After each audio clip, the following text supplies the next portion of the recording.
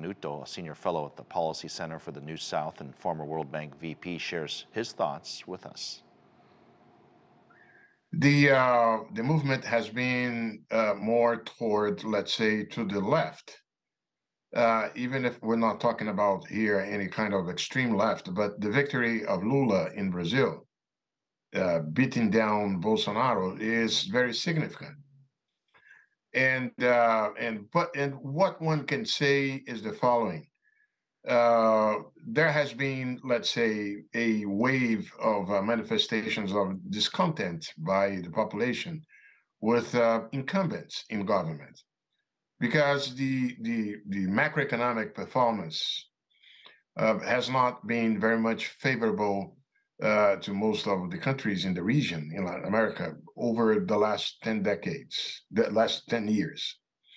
And of course, the pandemic created an additional shock, provoked an additional shock on these economies. Poverty went up, and under those circumstances, there is always a discontent with whoever is in charge. So as we had previously an uprise of a more conservative governments, we watched exactly their substitution by others. Look at Chile. Chile got let's say, more to the left president. Colombia for the first time had someone clearly not associated with the traditional parties and so on. And then you have Lula, right? And in Mexico, we already had AMLO, right? And AMLO combines a sort of a very strict macroeconomic management, but with an attempt to be more, let's say, intrusive on the evolution of the economy and so on. So, if anything, we had a movement to the left. The victories by the left-leaning candidates, as you're saying, have not been overwhelming victories. They've been there's certainly a respectable group on the other side. How is the left going to bring the countries together? Because we always talk about in politics, right? No matter which side takes over, you want to bring everybody back to the middle.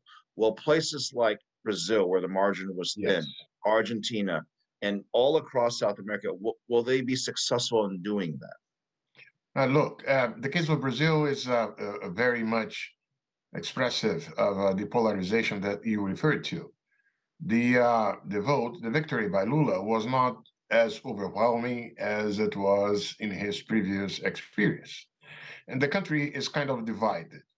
And it's going to be, a hill to climb for him to be able to agglomerate and avoid that the strong opposition might derail his ability to manage. The developments in the last few days have been favorable in that regard, because to a substantial extent, part of the opposition is not very much, let's say, ideological, and it's very pragmatic. Lula just managed to get the approval by Congress of an important constitutional measure that will give him the space to breathe next year without conflicting with the spending rule. You know what's surprising to me is I look at a place like, let's just take Colombia, for example, right, which traditionally has never really embraced any leftist or socialist type of candidate. And they elected their very first, right, arguably leftist president in Gustavo Petro. And I can go on and on different countries, but there's something happening in Latin America. There's a trend or a movement happening that people are, I don't know if it's because of the post-COVID or it's an economic issue or because of inflation, but there's a sense of insecurity that people feel like they need to vote a certain direction or have candidates that appeal to them, right? I mean, there's something there. Yes, take into account the following.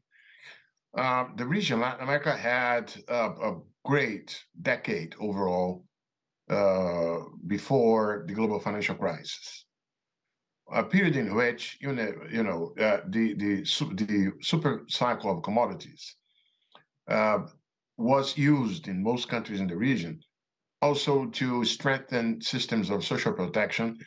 The fact is, the figures show clearly how many people left poverty. And there was a rising middle class in the region that changed things.